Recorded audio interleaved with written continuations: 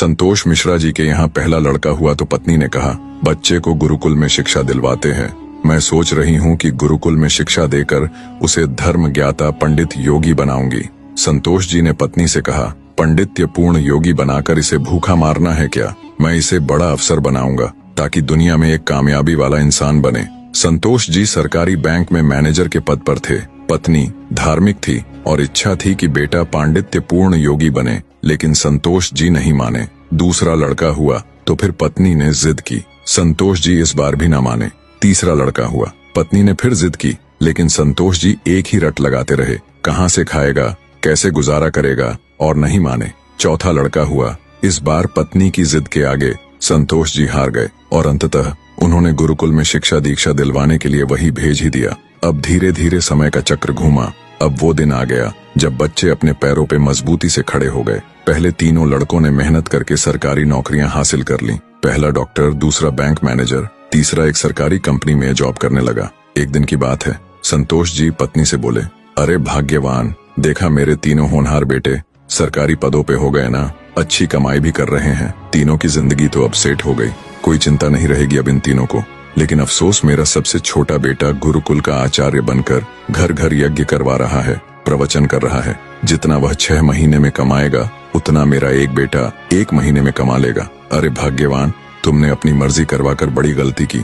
तुम्हें भी आज इस पर पश्चाताप होता होगा, मुझे मालूम है, लेकिन तुम बोल क्यों नहीं रही हो? पत्नी ने कहा, हमसे कोई एक गलत है और ये आज दूध का दूध पानी का पानी हो जाना चाहिए। चलिए अब हम परीक्षा ले लेते हैं चारों की, कौन गलत है कौन सही पता चल जाएगा। संतोष जी मान गए। दूसरे दिन शाम के वक्त पत्नी ने बाल बिखराकर, अपनी साड़ी का पल्लू फाड़कर और चेहरे पर 1-2 नाखून के निशान मारकर आंगन में बैठ गई और पतिदेव को अंदर कमरे में छिपा दिया। बड़ा बेटा आया, पूछा, मम्मी क्या हुआ? माँ ने जवाब दिया, तुम्हारे पापा ने मारा है। पहला बेटा बोला, बुढ़ा सठिया गया है क्या?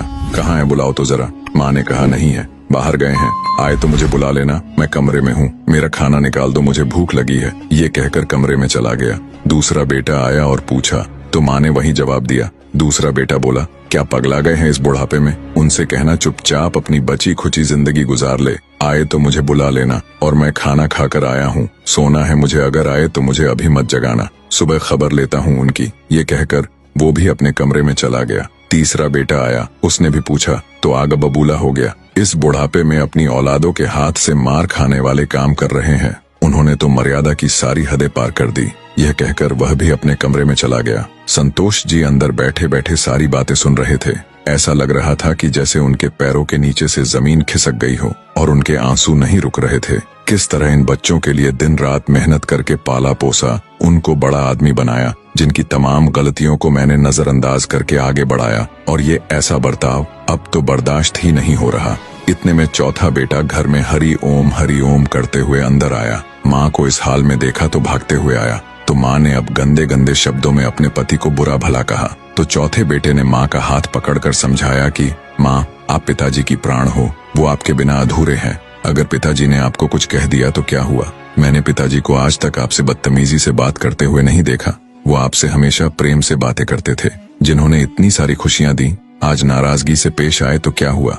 हो सकता है आज उनको किसी बात को लेकर चिंता रही हो ना हो माँ, आपसे कहीं गलती जरूर हुई होगी। अरे माँ, पिताजी आपका कितना ख्याल रखते हैं, याद है ना आपको? 6 साल पहले जब आपका स्वास्थ्य ठीक नहीं था तो पिताजी ने कितने दिनों तक आपकी सेवा की थी। वही भोजन बनाते थे, घर का सारा काम करते थे, कपड़े धोते थे। तब आपने फोन करके मुझे सूचना दी थी कि मैं संसार की सबसे भाग्यशाली औरत हूँ, तुम्हारे पिताजी मेरा बहुत ख्याल करते हैं। इतना सुनते ही माँ बेटे को गले लगाकर फपक कर रोने लगी। संतोष जी आंखों में आंसू लिए सामने खड़े थे। अब बताइए क्या कहेंगे आप मेरे फैसले पर? पत्नी ने संतोष जी से पूछा। संतोष जी ने तुरंत अपने बेटे को गले लगा लिया।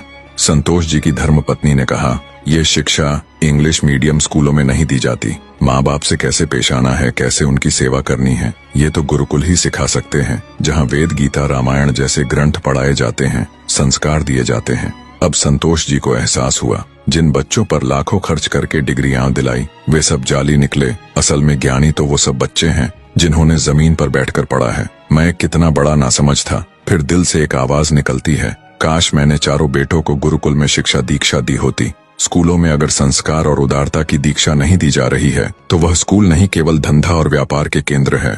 मातृमान पितृमान आचार्यवान पुरुषो वेदः। वीडियो आपको पसंद आया हो तो प्लीज वीडियो को एक लाइक करके चैनल को सब्सक्राइब करना ना भूलें। धन्यवाद।